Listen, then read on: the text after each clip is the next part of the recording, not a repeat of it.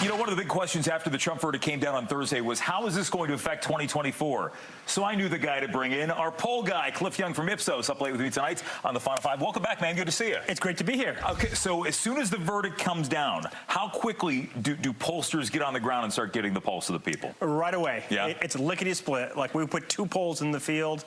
We wanted the data as fast as possible, and we got it at the end of last week. It's and a very quick turnaround on that. We're getting a sense right now of where things stand, so let's get right to some of the numbers that Ipsos is finding right now. Nearly half of Americans think Trump should suspend his presidential campaign. Well, I mean, if we're talking about a divided country, that shouldn't surprise anybody. Yeah, it's the tale of 2 Americas. It's always been the tale of 2 Americas, at least since we started talking.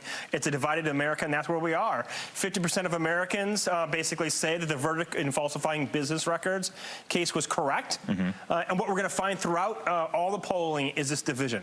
And on the other side here, where you kind of do the breakdown and you get a sense of where this stands, and the Democrats believe he should suspend it overwhelmingly. The Republicans, very few do. Independents are always the wild card, though, it seems, in election time, where do they have the potential to sway things this time around? Yeah, they'll have an effect on the margins. They're important. You want to sway them to your side. But I think the takeaway here is divided America. Only 49% of Americans think that Donald Trump should stop campaigning. Yeah. Those 79% of Democrats and 16% of Republicans. Again, a tale of 2 Americas. All right, let's take a look at some of the other numbers that you've rounded up on this one. Half of Americans think charges against Trump were politically motivated. Again, not a surprise here. No, once again, I think the key point here is, 47% of Americans think it's politically motivated, about 50-50 for the sake of argument.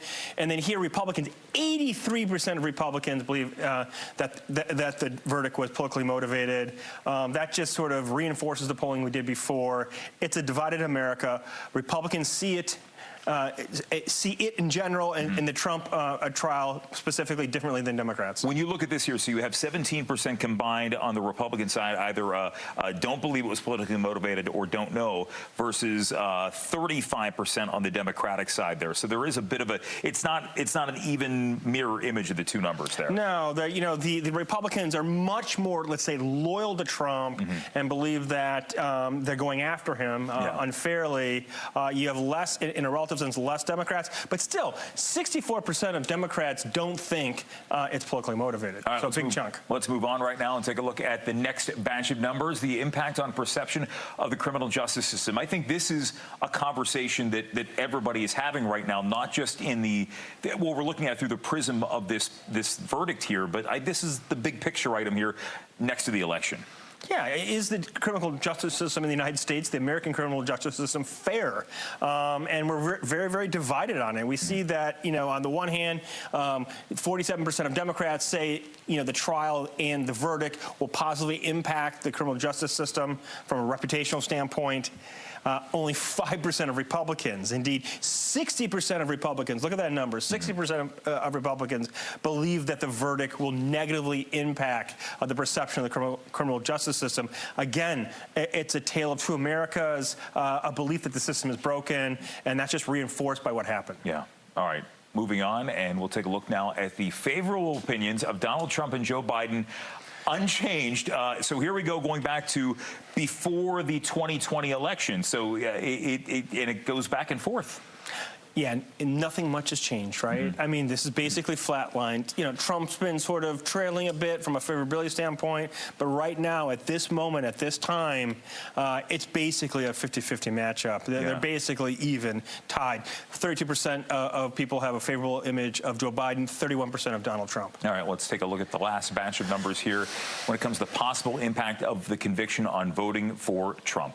Yeah, we have to be careful here. These are directional, right? And then what do we find? Obviously, Republicans believe or will be much more likely to vote for Trump. Look at much more likely compared to before the trial to vote for him. So there's some sort of positive mobilizing effect of the actual verdict itself. And then ultimately, we look at Democrats, and a big swath of Democrats, 91%, 90%, pre-trial, post-trial, basically say they want won't vote for Trump.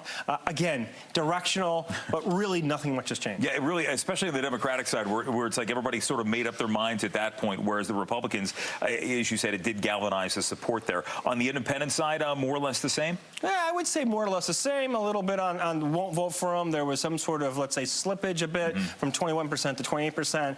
But overall, about 68% of independents say that they would not vote for him. By the way, so looking at here, the post-conviction poll conducted among 2,556 U.S. adults, that's a pretty big sample. Yeah, we were able to go to the field and collect a lot of data, have large samples, and once again, we did it in a day. All right, well, there you go. It's all done, and we talked to you here on the Final Five about it. Cliff Young, good to see you again, man. Thanks for coming. It's awesome to be here. As always, we'll see you back here soon, and we'll see you after this.